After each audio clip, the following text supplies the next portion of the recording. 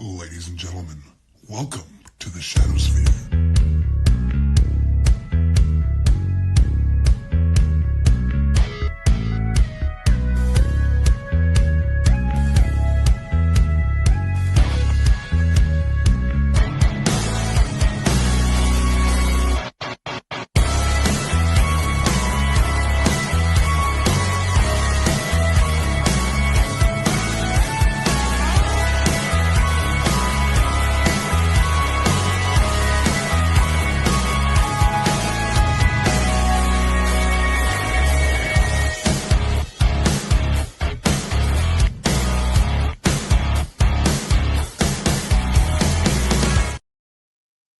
Ladies and gentlemen, welcome back to another episode of Welcome to the Shadow Sphere. Shout out to Brandon Bridges for running off the tracks as the new official theme of the Shadow Sphere. Tonight, I am joined by Ginger Ninja Jaxbo. I simply know him as a friend. How is it going, my guy? What's going on, man? That's going good, dude. A lot of things have changed in recently, but it's going great.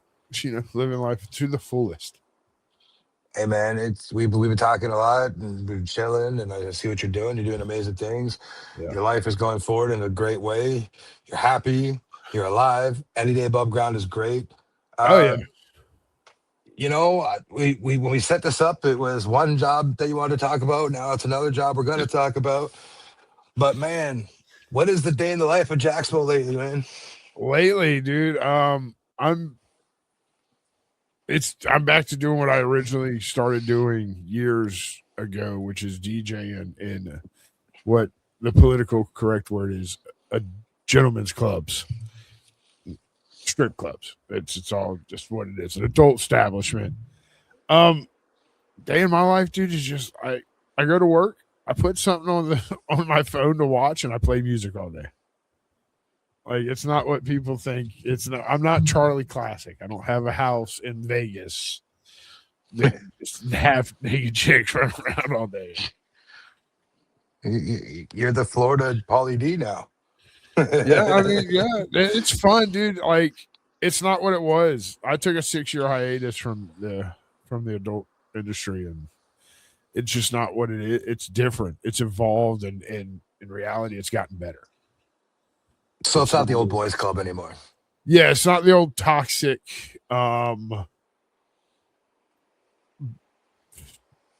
scene that leads you down really dark paths of substance abuses and stuff. It's more of a, hey, let's get our money and go. Like, I love that. I mean, that's healthier for the staff. It's healthier for the girls. It's so much. The first job, and I'm just going to see we're going to talk about, was when I started bartending, and doing that showed me a lot. But it showed me that I'm good at working in bars.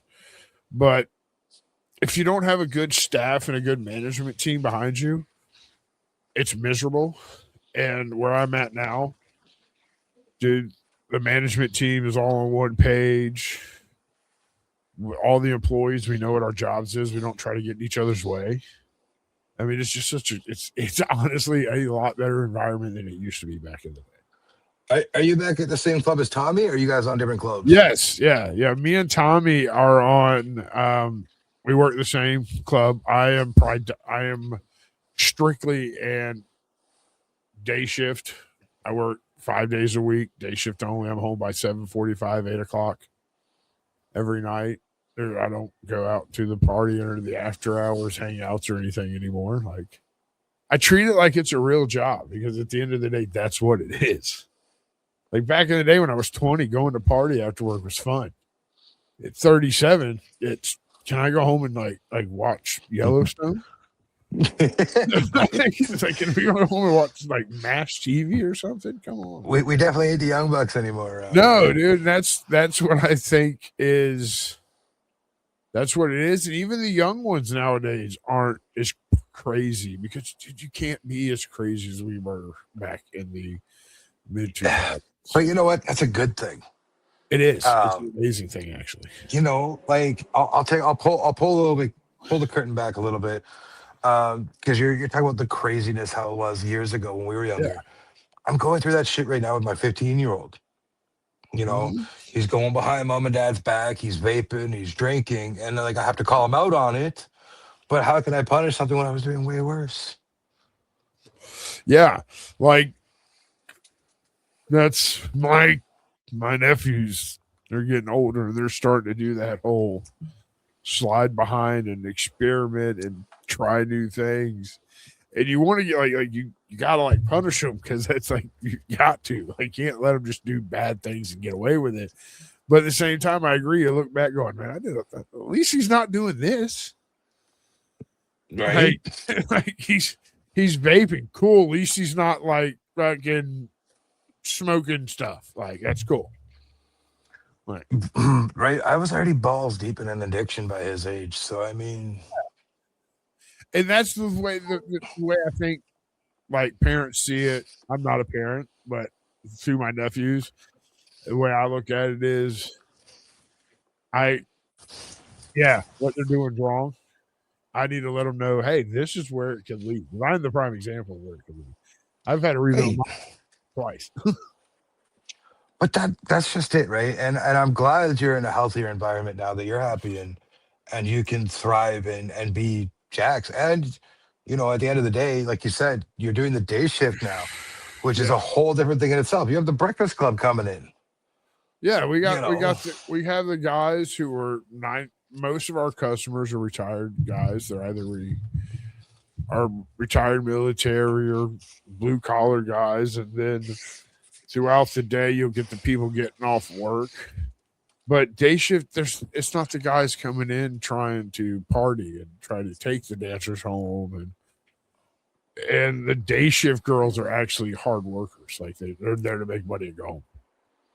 They right. don't do the party. Like night shift now, I don't work night shift. I have not been up there on a night shift. I just choose not to. I don't plan on it. I have no desires. Night shift can be totally different now. Like it can be like party central where everyone's just throwing down. That's just not my scene. It's just like I did that. I've seen how it could ruin your life. I'm not doing that again. You know, and that's just it, right? And a credit to Tommy, he's a night shift guy. He seems to have his head on right, at Yeah. least from what I can see, in an industry that's unforgiving. Yeah, no, that kid's got it worked out, man. He busts his ass for 2 days. Like he'll work two doubles back to back. And then he'll do tomorrow he'll do Wednesday night shift only. And then he's off until Monday. Like he works like really hard for 3 days and then he just like does his own thing, goes to like can go out of town on the weekends, like can do stuff. Like he's got it figured out and he's not one to go up there and hang out either if he's not working. But that's good, right? Yeah, like That's you he don't will need go that. up there That's when sometimes. trouble starts. That's when Yeah. trouble starts. That's when the no stuff happens. So No. obviously, you stepped away for 6 years, which means you stepped away around the pandemic era Yeah. of the world. Me and you both know that the lovely site of OnlyFans exists. Yeah. Would you say the adult industry for clubs has changed because of the introduction of OnlyFans, and a lot of girls have realized they don't have to be groped by men now?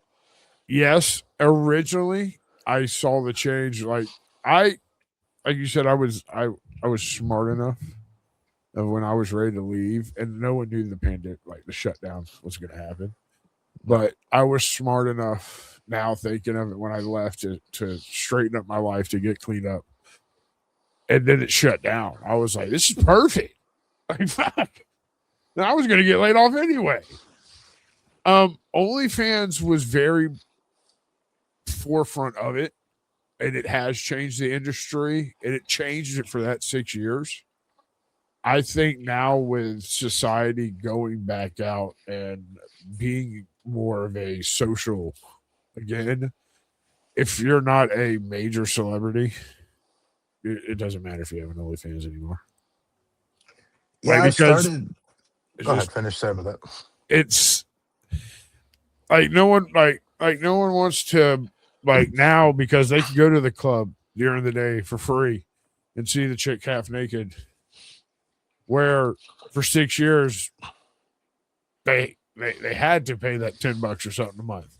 unless Kim Kardashian opens like an OnlyFans. Nowadays, I don't think people care about it. I don't think it's as popular as it used to be. No, I don't think so. Again, I'll relate to my 15-year-old because I checked his bank statement and he has a subscription for OnlyFans on there. When I asked him about it, he goes, "Oh, that's just my buddy's mom." Oh, that's a new one. I'm like, cool. Yeah, that's So then, me being me, and you know me, my parenting isn't soft, and I hit him back with, "How do you think we pay for your hockey, man?" That conversation got weird fast. Yeah, dude. I mean, but has it changed the club industry? Somewhat, yes. Somewhat, no. My personal belief, and I think as a more of a business aspect of it,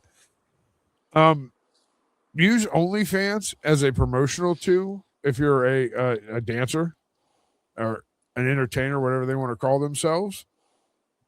Like give them that little bit on the OnlyFans, and then tell them for a $10 tip, you'll let them know your dancing schedule, and then they come in and can see you in person and spend more money. Now you're making $10 off them a month, on top of them coming in 3 or 4 days a week, giving you $100-$300. Fuck yeah, that's smart.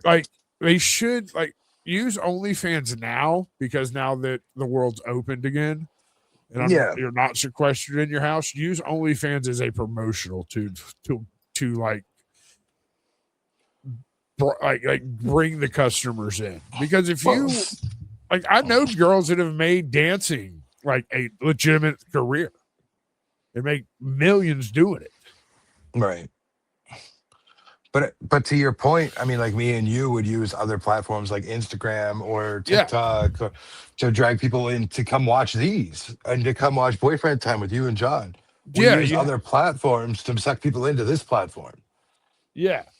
And I think now OnlyFans went from one platform to another, and it's more celebrity based now. It's not the dirty little secret like it used to be. Yeah. I mean, you live in the state of Florida where Pornhub is no longer accessible, if I remember correctly.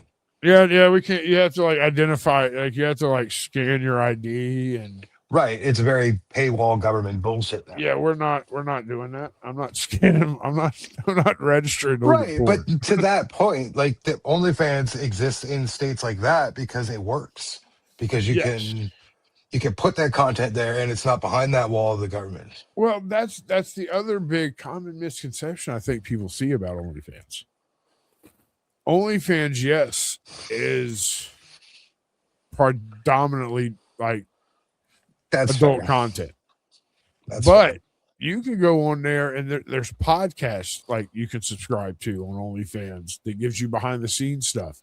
OnlyFans was never intended to be an more predominant adult website. It just became it. Their community guidelines allowed it because a fan of yours is paying to see this extra bonus content. That's all it really is. So yeah, I never looked at it that way. So in a sense, it's basically Patreon just now on a different site. OnlyFans terms of services and the way they can Twitter can show whatever they want. Twitter is something. Yeah, but Twitter just doesn't hide everything behind a paywall like OnlyFans does. It's more like an adult Patreon. I can go in there and you can watch me edit a Boyfriend Time video with my pants off. Well, I mean, dude, John Cena started one and millions of people fucking instantly subscribed to it, and it was just him trolling. Nia Jax did the same thing. She started an OnlyFans, charged people $5 a month, made a butt ton of money because when they subscribed, it was just pictures of legitimate fans in the arena. It was just crowd. And when someone got mad at her, she goes, "The website said OnlyFans. I thought I was only allowed to post fans of wrestling." I'm thinking, and she uses it where people That's how use OnlyFans nowadays as a tool Yeah. to I mean, we drag live in the them digital to, era, right? yeah. Like if I like some of these, like that's what, and I'll use them for an example because being a strip club DJ, Charlie Classic is one of the guys that like I idolize. Um, he's got an OF account. Now, is there that material on there? Yes, yeah, there is. There's also his weekly podcast is on there.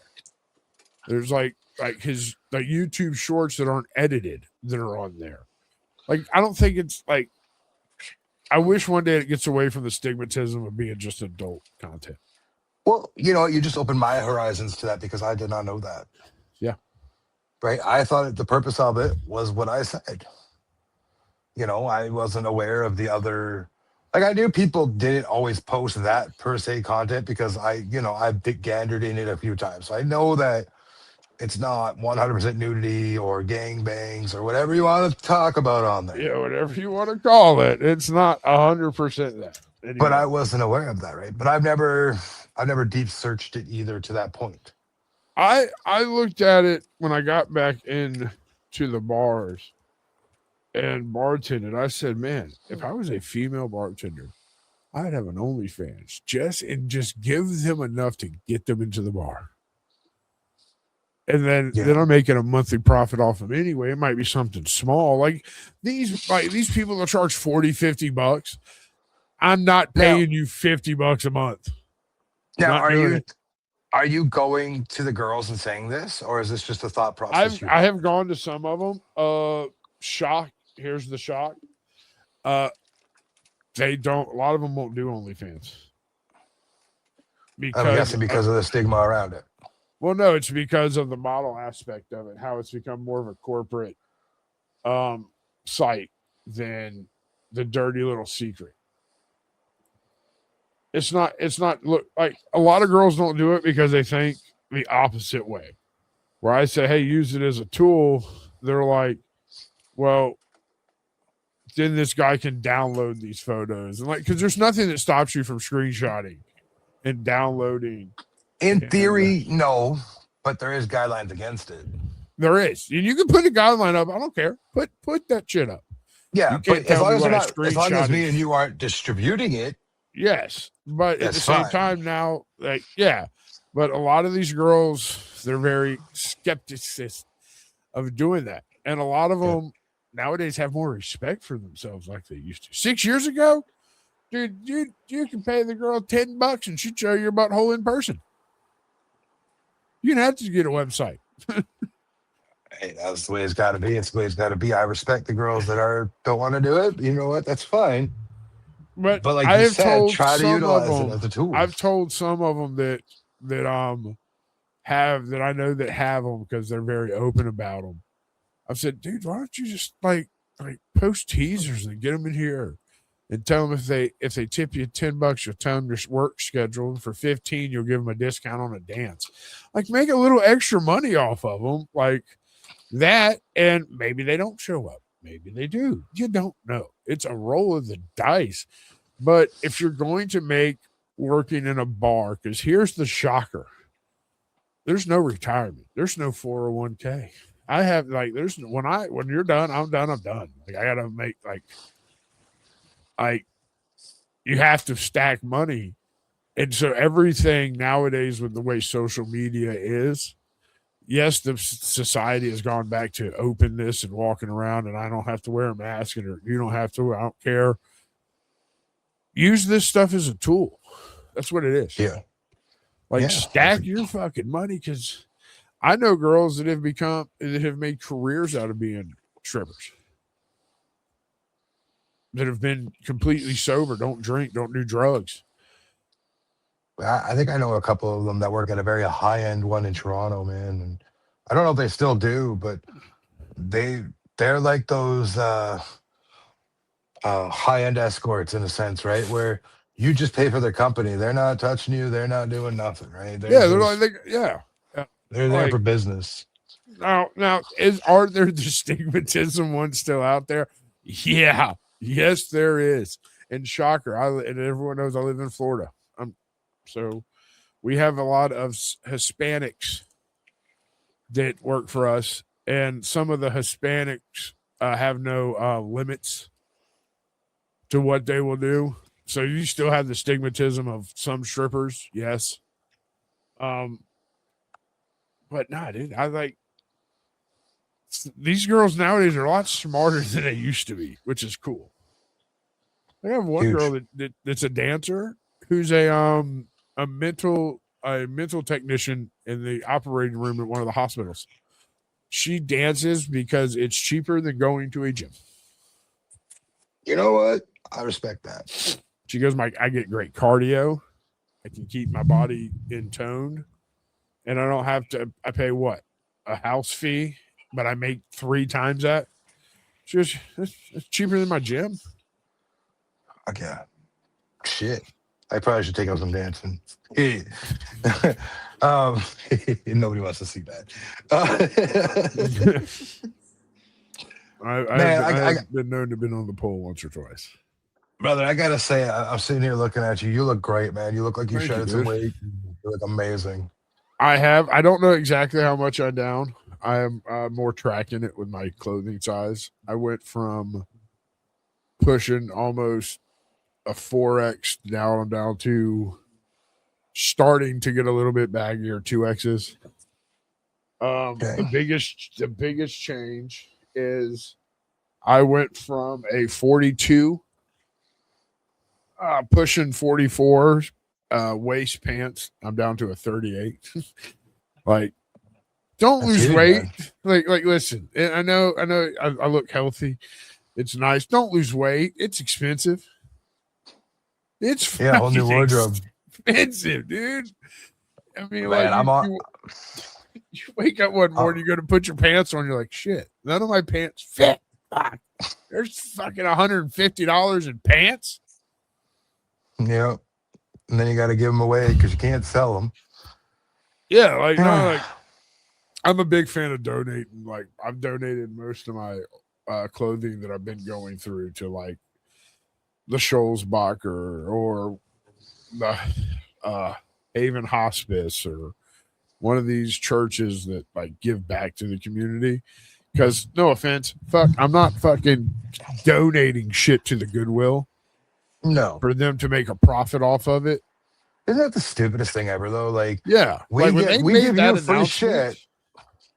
That part when they made that announcement, I said I'll shop there. I don't care, but I'm not donating another fucking thing, and I don't donate to the Salvation Army. Like that's just, they're the same thing now. They it's a profitable fucking organization. Dude, I recently went into a Goodwill. It wasn't a Goodwill, but for the lack of this conversation, a Goodwill style store. Okay. And I'm looking at it and I'm like, what the fuck is going on? Yeah. Like, why am I paying almost retail for this shirt when I don't know how long it was worn? If it was worn, I don't know. That's beside the point. But I go to like these places to buy cheaper clothes because I'm not trying to spend $40, $50 on a fucking t-shirt, right?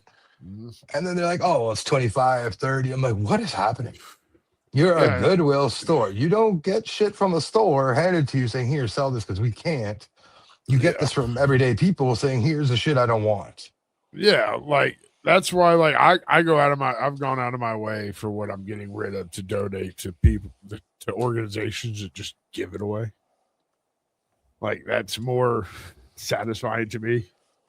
And if there's someone walking around in Jacksonville right now with like 400 wrestling shirts of different wrestlers because I've donated them to different churches and stuff. I'm in the process of trying to lose weight. I'm not really successful at it because my dumbass keeps drinking sodas, but huge problem. But you know what? Like I have a bunch of wrestling shirts. I'm wearing one now. Yeah. But I think once I cut that weight and these shirts become way obviously excessively too big, I know a lady that makes quilts and blankets, and I think I'll have the logos and stuff cut out and make myself some blankets. Yeah, that's another idea. Repurpose it. Like we throw away too much shit.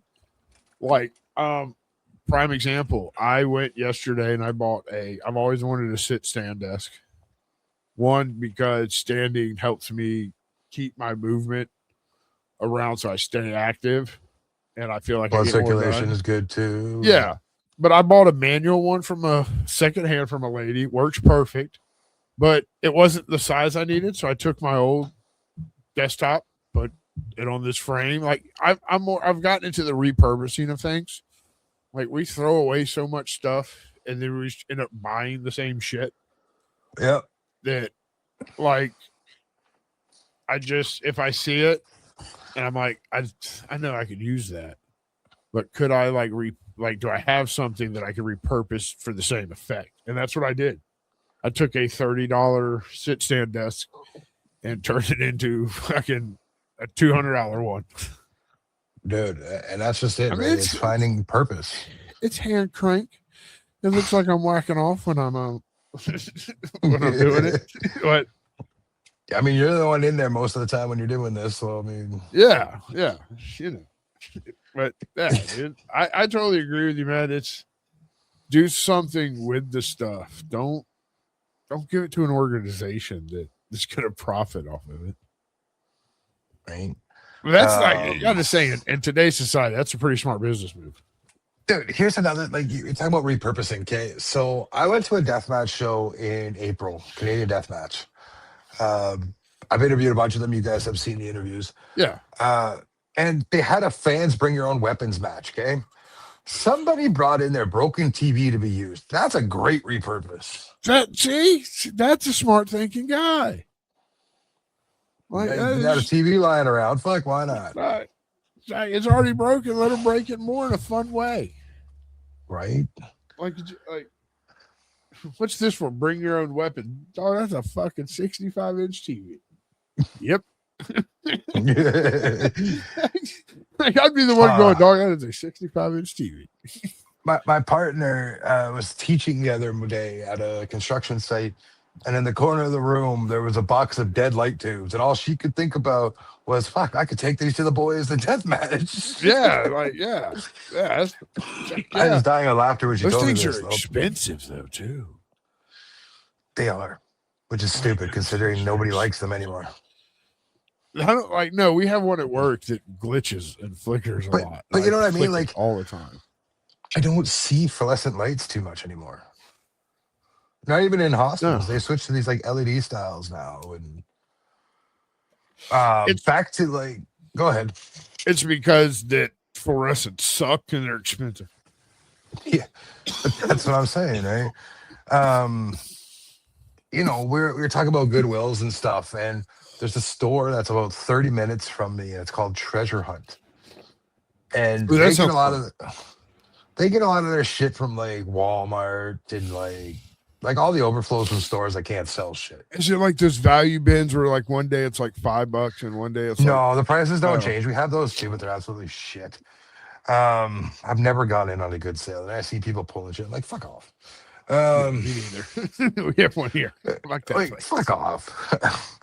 But no, this store is great. Like we go in. I bought a skillet recently from there, and the only thing wrong with it, because obviously it was a return to Walmart or something, was the handle on the lid was broken. Oh, dude, I have a ton of that shit around here. Right, I do that on the daily with most of my pots. So fuck whatever. Throw some tape on it. We're good to go. I got a canopy from there that's normally $125. I got it for $40. Yeah. Like that's like we have these stores here called Ross, and like you got all these outlets. And the only difference between an outlet store and it's like the store Ross, because it's designer products at a discount, is the building. Well, the building, and then like the stitching's wrong. No. Or it's some flaw that you can't, like the normal person couldn't see, but the manufacturer of like Nike says nope. Collectors will notice that. So you send these $500 sneakers off to Ross that are essentially valueless, have no value to a collector because the stitching, instead of going straight, went up and then straight back. But that's not true. And me and you both know that as collectors, that the shit like that goes for more because it's an imperfect product. Yeah. But that's not the way they think. So but that's not the way they're thinking. Yeah, they think it doesn't make their standards. So Which is great quality control, but yeah, great call. I don't care. Like that's where a lot of my stuff came from. And when I have legitimately in the past month spent more on clothing because going back to the club scene, we have to wear dress clothing. I wear all black with a black and purple vest, tie, very nice dress look. Wear a more higher scale in one. And I wish I could have found half the shit I have like discount places because damn. I think I spent at least $400 or $500 in clothes. So aside from the personal jobs and gigs, you're also a podcaster, and you and John have been hammering away at your show Boyfriend Time. Yeah. Man, what is that like?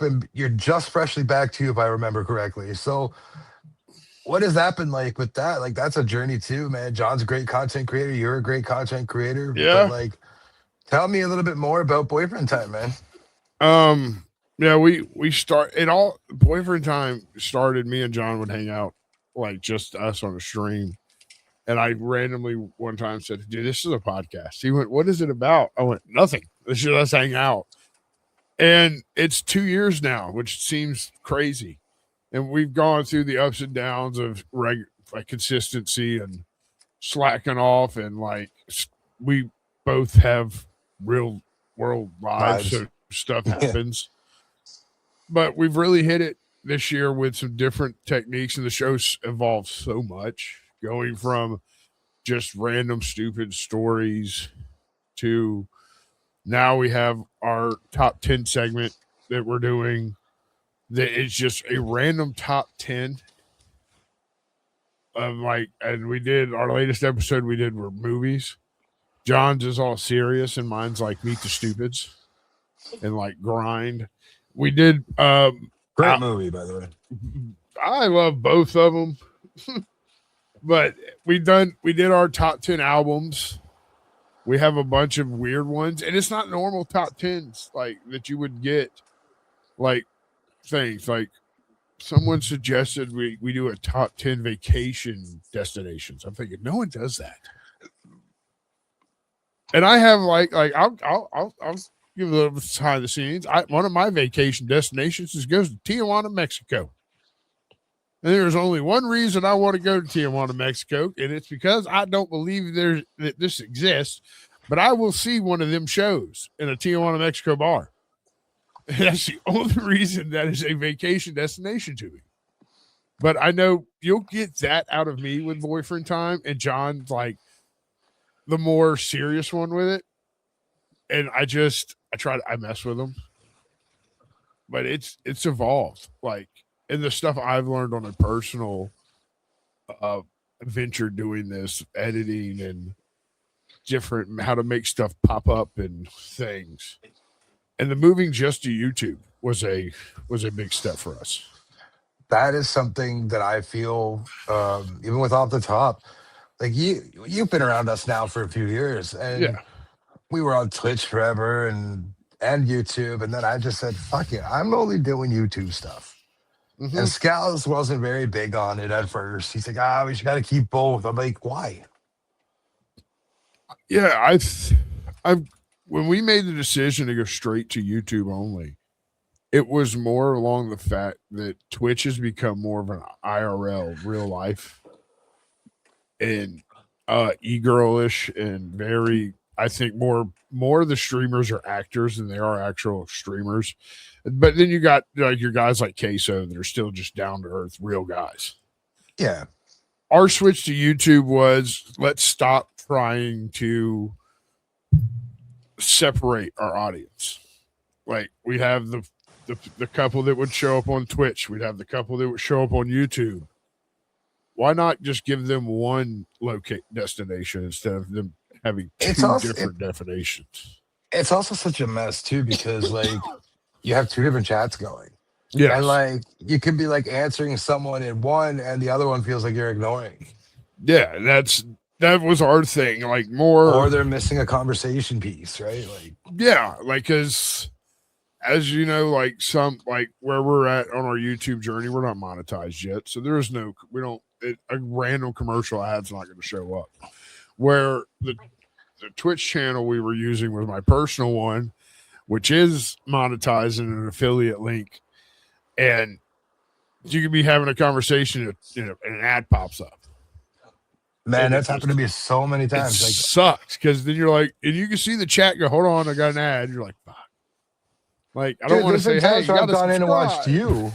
There's even times I've gone in to watch you and I'll say something and it cuts to an ad. I'm like, well, fuck, I just missed my whole answer. Yeah, like, and it's like, I don't think Twitch is what it used to be. It's changed a lot, especially for your discovery wise in this stuff, because podcasts are nowadays are all Everywhere. over the place. Yeah. And it's a niche, but I think funneling your audience and your community to one destination is a lot easier than trying to navigate two different everythings, two different chats, two different streams, and make sure they're not lagging. And it's just too much for a podcast that's getting going. It's just two people, like raw. I do all the producing. John makes all the thumbnails and stuff. Like, to be able to keep up with two chats and alerts and raids and all this other shit you got to do. I was like, I just want to go to one place where I can just click a button. Right. I mean, just YouTube's so much easier to get discovered on. Like you said, podcasting is a niche, right? Yeah. And then you get into what I do, which is pro wrestling. Which you're fucking good at it. That's it. Thank you. That is a niche in itself too, right? Yeah. It's like you're in a niche inside of a niche, and you got to find your own little niche in that niche. But here's the next part. Here's the next layer to it. I've moved away from mainstream wrestling, and I've got more on the indie scene. Yeah. Which now I'm heavily involved with deathmatch, which is another niche in itself. Mm-hmm. So I'm in a niche within a niche within a niche. Yeah, and you're trying to find that little crevice you fit into in those niches that people find. I went to a deathmatch show June. It was at the infamous Sneaky D's in Toronto, Ontario, Canada, which is a very famous building in Toronto. And if you and Nicole ever come up here, you have to go. I think you would love it. Their nachos are to die for. They're world famous nachos, I should add. Oh, I like nachos. I'm sure you've heard of the band Tragically Hip. Yeah. That is where they got their start. Oh, shit. I love going to places like that. I believe there's a lot of bands that have got, like Silverstein and stuff, that have played in there. And oh, shit. Like, there's a lot of young artists that's where they broke in. Anyways, back to my point. I'm there. I'm at the death match, and I have people coming up to me and be like, "Hey, man, love the podcast, love the show." Yeah. I've had wrestlers ask me to be on the show, not me asking them to be on the show. Yeah, that's like, you get to that atmosphere of it. You're like, all right, I might not get, and I think people look at the fact that you don't have to have 1 million views on everything you do. Like, I do this because, one, I enjoy it. Yep. Two, dude, if someone comes up to me, like one of my dancers came up to me, didn't know she even thought, I had no clue. She goes, "Yeah, so I watched your podcast the other night." I was like, "What?" She goes, "Yeah, one of the bartenders, I heard you telling her that's what you had to do Monday night, and I found it." She goes, "Y'all are funny." And I was like, "Well, cool." That gave me more satisfaction than if my video ever did 1 million views. Like, just that one interaction with someone. Right? And like the person that really resonated with me, her name is Jane, lovely woman. I had the pleasure of meeting her there, and I was chit-chatting, and she's like, "Man, it's really good. I really enjoy it." And like, she was very complimentary on it. And then there was another Patreon there that said, "Man, the podcast got me through some hard days." And that hit hard because I've been there. Yeah. My podcast isn't anything mental health related. It's not this, it's not that. But to know that I was someone's escape, even for an hour, makes a That's huge difference. thank you, dude. That I don't think a lot of people who do podcasts. Sorry, I'm standing there. I don't think of people that do a lot of podcasts understand that it doesn't have to, if we can help one Definitely person, cranking one out, boys. yes, definitely doing that. If we can like help one person get through the day, that means more to me than having like millions of subscribers and viewers. Me and John just did a mental health episode not too long ago, and we took 2 weeks off afterwards because I had a lot of like that opened up a lot of wounds for me.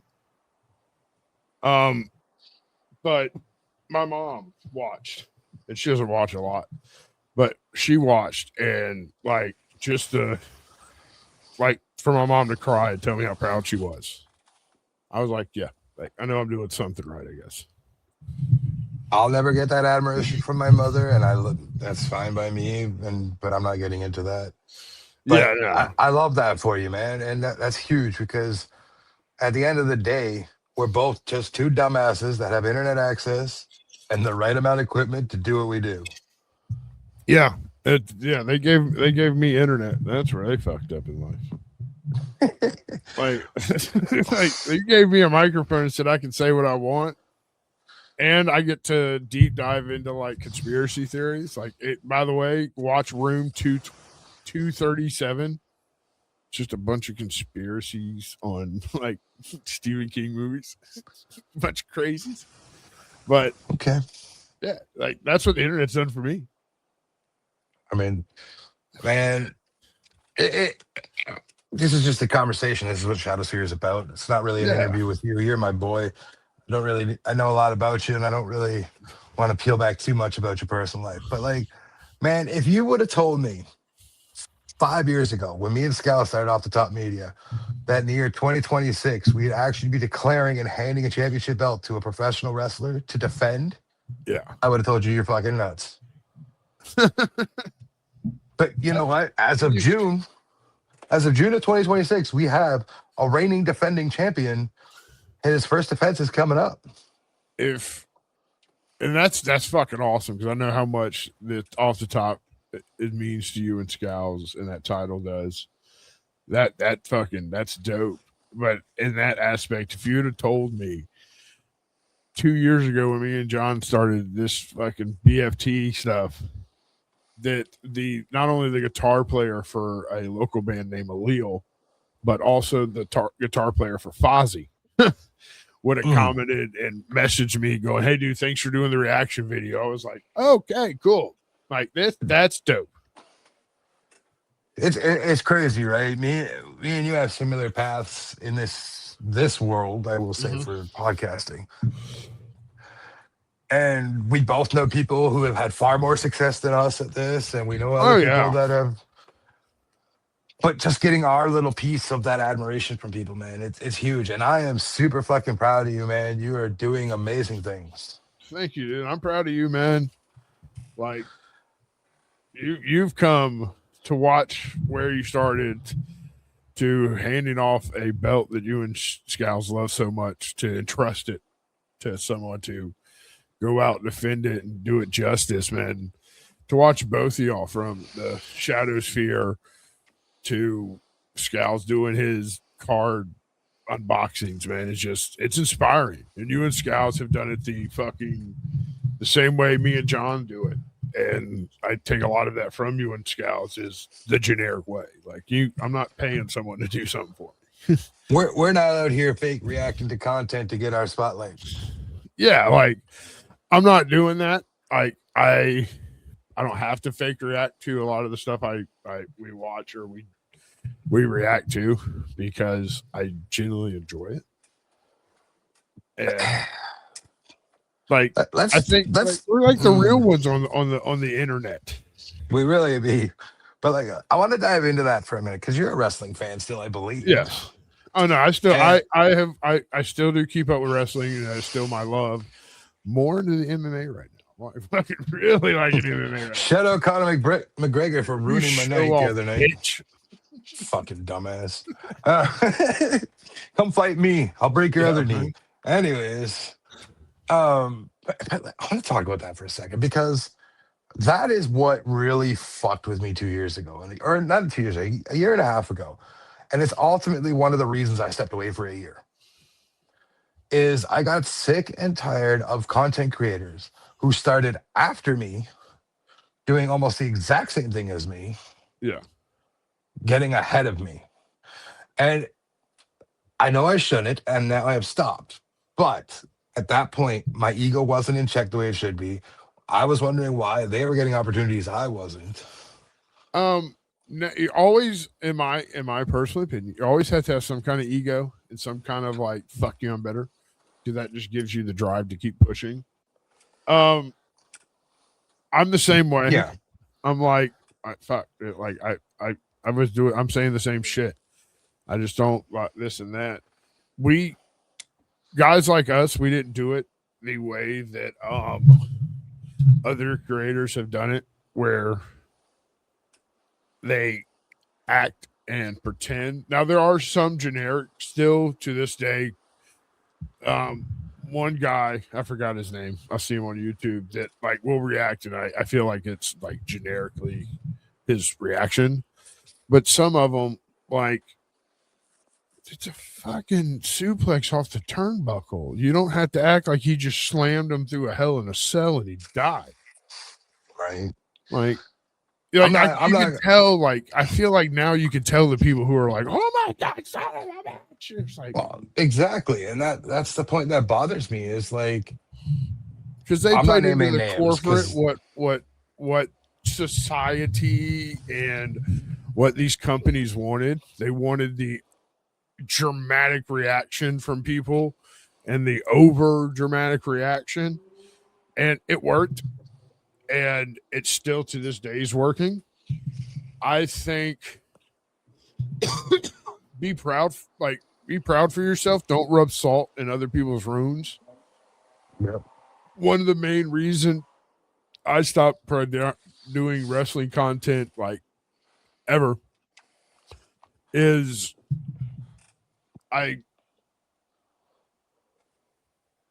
there's too many gatekeepers. There's too many fucking trolls you have to get past to get on this bridge.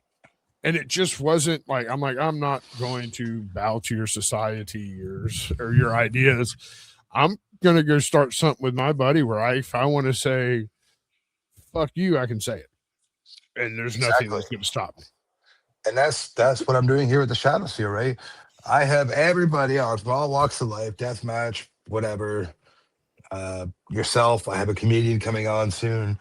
I have an Instagram influencer coming on soon, and I'll send you the link to who he is. You might know who he is. His name's like Sam. He's the guy that does all those kind of reaction videos. He goes, "Oh, this will be good," and then he goes into it.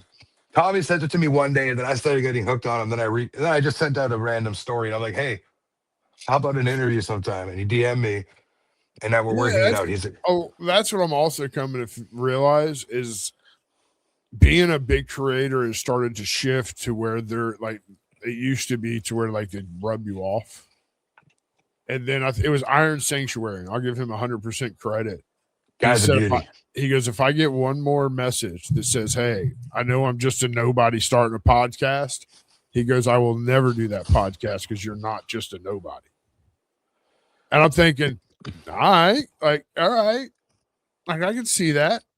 And like it's like guys like that and Taco and the one that does Officer, all that stuff, like the real ones that I bumped into what was Justin Danger and Unjali one year when I went to the Royal Rumble.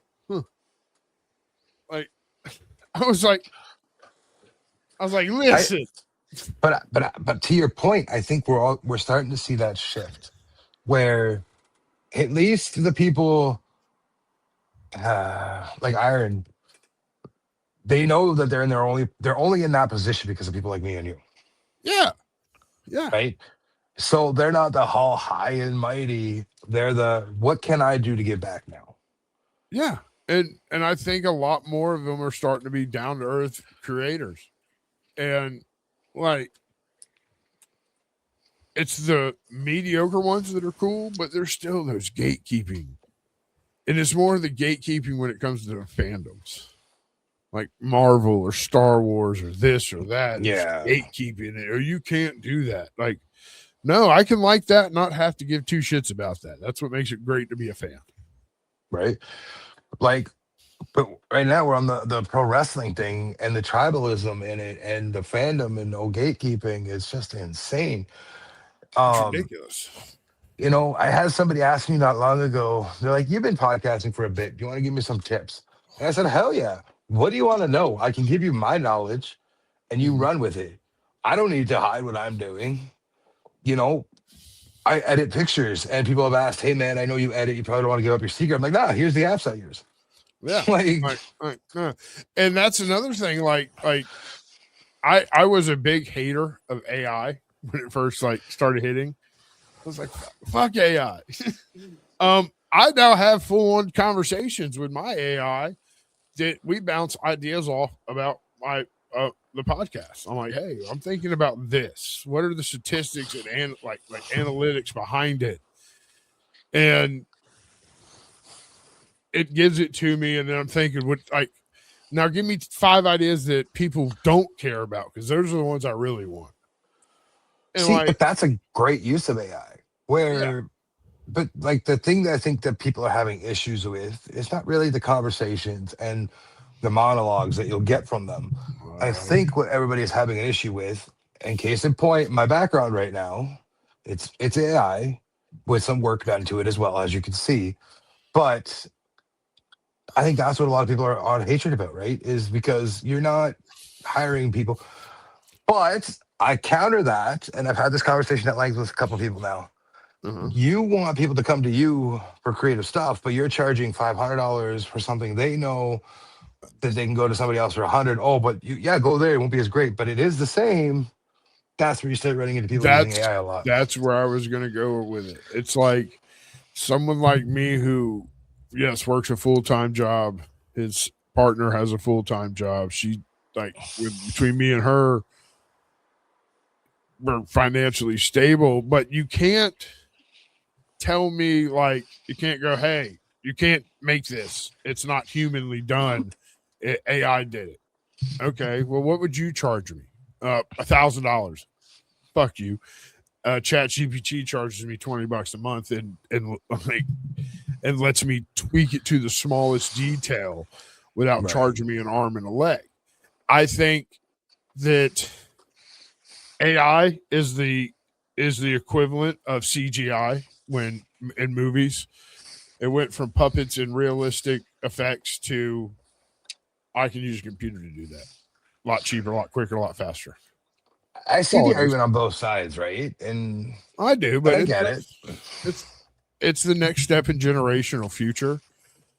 When it, like AI helps me out a lot. A lot of people hate the fact that bands. There's a lot of AI bands nowadays. There's still someone writing those lyrics. The AI is a tool that they're using, but we said the same thing about EDM music. We said the same thing about hip hop, that it wasn't music. We said it about rock. It's called evolvement. Evolution. We're humans. We have to evolve. And like I said, I get both sides of it. I'm trying to move away from it in a sense. You know, there's nothing wrong with it. I fully embraced it. I ain't gonna lie. I fully embraced it. The only thing it doesn't help me do is edit my videos. I still do that on my own.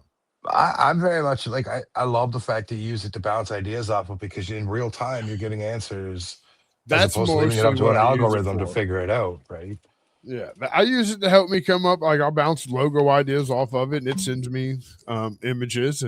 But it's more of having that brainstorming technology there right at my fingertips. Like if I'm editing a video, I'll usually have Chat GPT up on a separate monitor, and I'll be like, "Hey, this part's like this. I want it to do this. What should I do?" And it tells me how I should place it and everything. I don't let it do it for me because I like my hands on when it comes to editing. Right. But it gives me that real life back and forth conversation.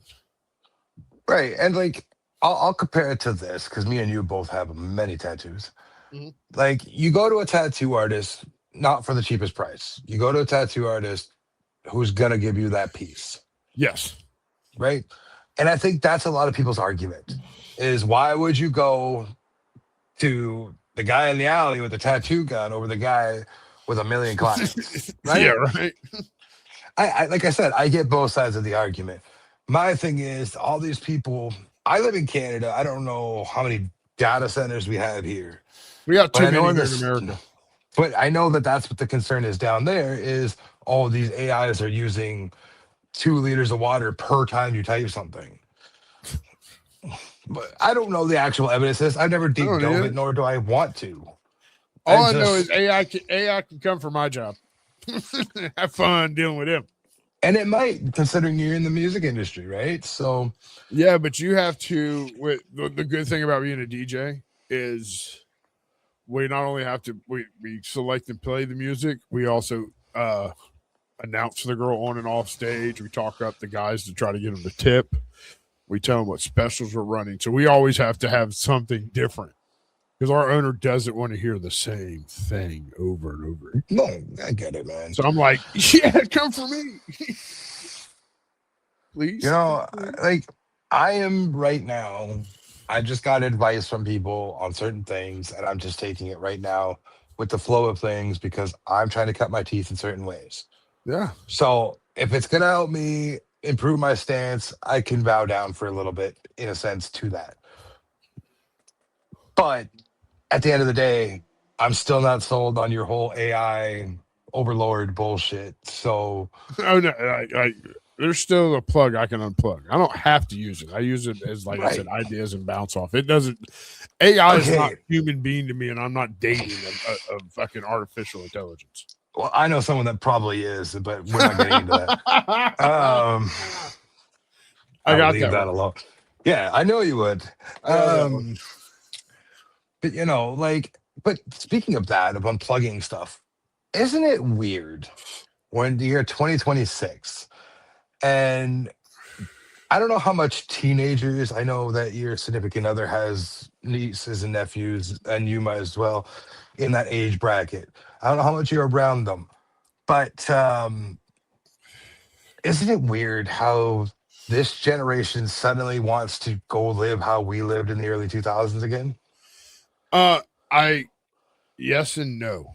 It's weird because I'm like, y'all think that's cool? Like that was just something we had to do. Right? But I also feel like the pandemic did a lot. With a lot of these that are now teenagers getting driver's license from the time they were 6 until 16.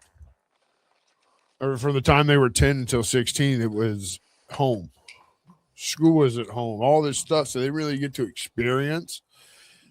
And then when they realize that they can live outside of a tablet, they're more interested in, oh, so y'all would go do this and do this. Like there's a whole generation that grew up knowing nothing but 4 walls of their house. Yeah, that's my daughter pretty much. Yeah, and it's going to take this generation now that are 17, 18-year-olds to kind of pull it back into, hey, we can go outside and throw football. Like, I was at the beach. What's today? Monday, Saturday? No, Sunday. Yesterday. But a week ago from then. So last Saturday, I was at the beach, and there was a group of, I want to say they were like 18, maybe 20, that were sitting a few feet behind us. And I smoke, and I look back, and I said, "So I'm always polite. I'm outside, but I don't care. I will light up anywhere if I'm outside. Yeah. But if there's somebody near me in proximity, I'd be like, hey, do you mind? Just to be polite. I don't need to start shit with people." Yeah. People and I look back and I go, hey, man, do you mind if I have a smoke? And the guy's like, nah, man, you're good. And then throughout the day, they sat there with us pretty much the entire day, like behind us. But like hearing them engage and seeing them out play in the water and doing this and doing that, nobody had a phone, nobody had a tablet, nobody had a screen. They were just living their lives. It's slowly but steadily we're getting back to that. And Toy Story 5 Like, is the prime example movie to go see. I'm waiting for that to come out on discuss- Prime so that way I can actually watch it with my child. That's Yes, but because it discusses the fact that these kids are stuck in front of tablets and what they're missing. Because, yeah, they're getting fed all this information and all these conspiracy theories and shit like that. But now they're actually able to go outside and realize, oh, birds aren't real. The government replaced them years ago. I will die on that hill. I die on the pigeon part of that. I don't believe it, but I will die on that hill that it happened. I truly believe that the pigeons are cameras because I've never seen a pigeon in the country. I've never seen a pigeon in the country, but every time I go downtown Toronto, there's fucking pigeons. Tons of them bitches. But never in the middle of nowhere. Figure that out. Goose, to me, a geese is a weaponized animal by the government, military Of Canada, of everywhere. Like, they're just geese are amazing. Scary cobra chickens, but devils. They're cobra chickens. The cobra chickens, and I live by that. But I don't know, man. I've recently, like, I'm heavy dependent on my phones and stuff, but more recently, I've fallen into this nightly routine where 9 o'clock, 8 o'clock, 9, unless I'm doing business with trying to get interviews and stuff, like I'll pick up my phone occasionally and look. But I've started to unplug. And I sit down and I've really deep dove into watching TV with my partner and just having those quiet moments. Like, we're just there enjoying each other's company. That's what me and Nicole do on our weekends together, because until we officially are living together, I go over there on the weekends. And Friday night, man, we just went home. We grabbed Taco Bell. We watched a movie she was interested in. We just sat there. Not our phones in our hands, nothing like that. Like, I put mine on silent and tossed it on the couch, so it wasn't even near me. Right. And when I'm not having to worry about answering an interviewee or something, my phone goes on the table, on the charge, and it sits there. Yeah. That's what Sunday nights after work are me. I come home, I chit chat with Nicole for a little bit, and then I put my phone down. I put a show on my computer. I edit a little bit of things, but I stay off my phone, because I've noticed the more I stay off it when I'm at home, the less I'm on it when I'm at work. Yeah. But, like, we're also the generation that's considered the last of, but the first of. Yeah. We're the last of the generation that played outside and did all this. We're the first cell phone generation. We're the first cell phone. We're the first information highway generation too, in a sense. I mean, computers have been around forever, and that's as it is. But we're the ones that were growing up as the internet was growing up. Yeah. Like, Google, I think we're both older than Google. No, we're both older than Google. Google wasn't a thing when I was growing up. But you know what I mean? Like, so for me to see these kids kind of having nostalgic things for stuff we can't go back to, but we lived through, it's cool. It is cool. It's nice. I'm also starting to see certain clothing coming back and certain music coming back. And I do own a pair of two pairs of Jinkos, just to let you know. Dude, you wanna know how fucked up I am about something right now? So earlier this year, no, I don't. I gotta get some. But earlier this year, my oldest child, which you know, he goes, "Man, check this song out." Fucker shows me a Linkin Park song from 2004, and I'm like, my guy. You do realize your oldest boy is going to grow up not realizing Chester Bennington was the singer of Linkin Park. No, he knows. I've taught him. I've taught him. You know, there's a whole generation that's going to grow up thinking this chick. My daughter's going to be that generation that doesn't know about Chester, and I will teach her the way. Nothing wrong with Emily; she's doing an amazing job for what they're doing now. Great, awesome, but it's not Chester.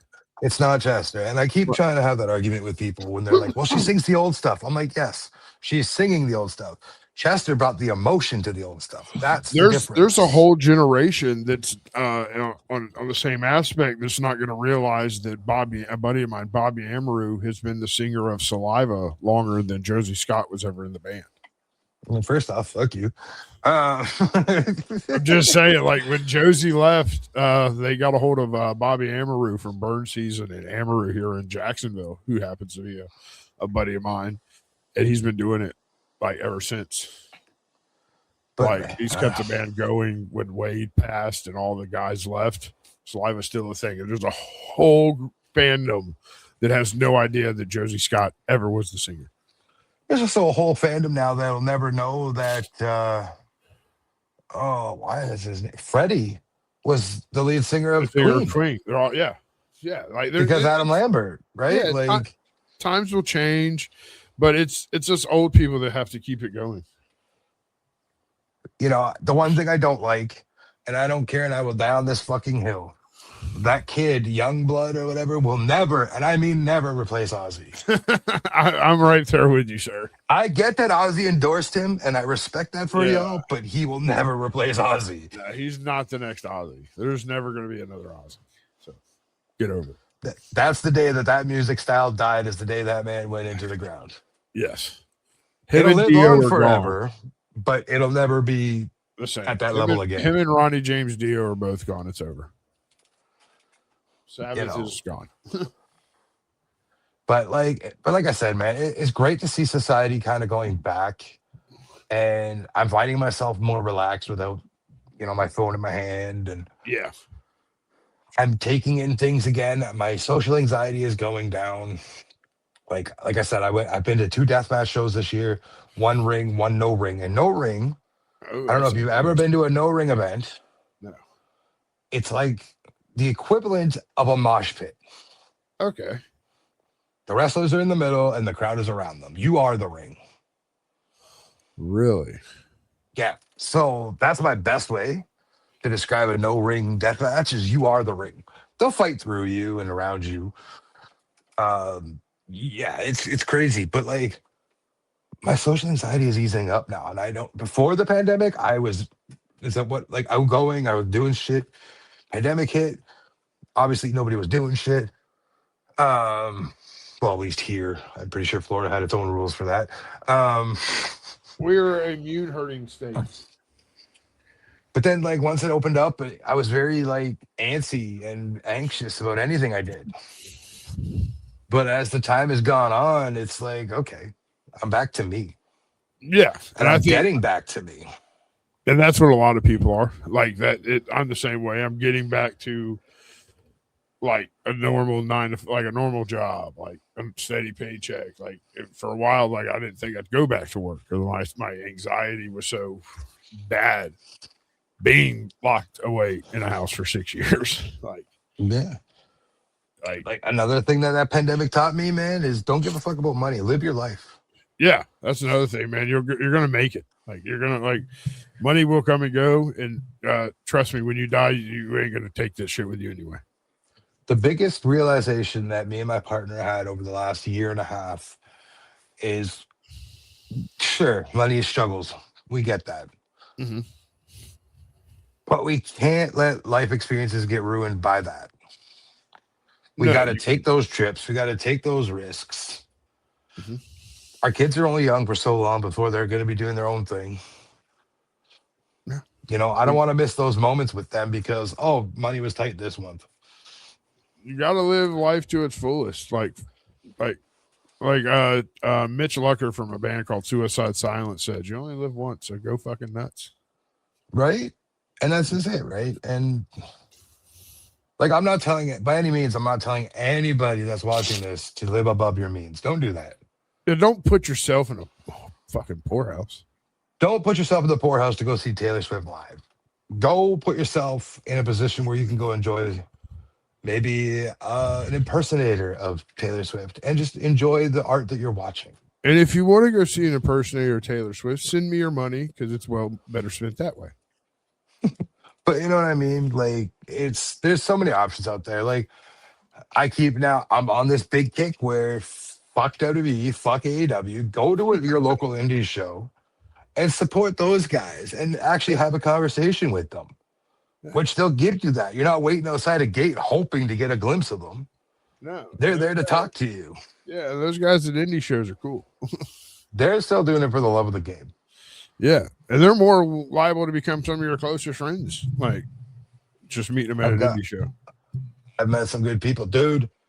When I went to that indie show in June for Canadian Deathmatch, the no ring match show, and I took my cousin and her boyfriend along with me, and they were blown away that I had 4 or 5 wrestlers in a circle just chit chatting with me.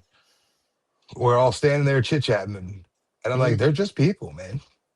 Yeah, that's that's the thing, dude. One of my uh good friends now and was a regular when I started working at a normal bar. Oh, is Joey from Red Jumpsuit Apparatus. Fuck yeah, And I love my them. my brother in law came in. Well, soon to be my brother in law came in one night. And me and Joey were chit chatting. He goes, "Is that the bass player from Red Jumpsuit?" I was like, "Yeah, it's Joey. You want to meet him?" He's like, "Really?" I was like, "Yeah." By the way, LP, the original drummer from Yellow Card's right over there too. If you, I can introduce you to him. They're just normal people. That's what took me years to figure out. And you know what? And same here because you've seen I've done a bunch of interviews now with indie wrestlers, Yeah, and it's gotten to the point where I'm like, yeah, I'm still nervous, but not nervous because of who they are. I'm nervous because I want to make sure I'm putting on the best I can. yeah. And but before it was fuck, I'm talking to this guy, he's big name, blah blah blah. Now it's like you're just a guy Yeah, that has a better job than I do. Like, like yeah, no, that's how it was when I first met Joey. I was like, "Holy fuck, you're I'm like, a big fan." I think Like, I think you've you're just told me like, that "Oh, you're a before, and I'm dude. like, hey, give me an autograph. Like, You're just a dude that's like just wants to get drunk." Like, all right, cool, let's get drunk. but man, this hasn't felt like an hour of No, it conversation. hasn't, dude. It's been great, dude. It Uh, was fun. I love chatting with you, man. But I'm not gonna keep you too long because I know you gotta get your sleep and you Oh gotta get yeah, rest. But go ahead, man. Tell everybody what you got coming up and promote everything you and John have been doing. And yeah. Me and John, we go live Mondays on Boyfriend Time on YouTube for the BFT show. We're on a top 10 run right now. We just did movies. We've done albums. Next week is a little behind the scene baseball movie villains. That's going to be a good one because I have dumber ones than John will ever have. He's more serious with his lists. I'm more. It's a list. Um, we're going to be dropping, and I'll little inside baseball, dropping a solo exclusive BFT show with me.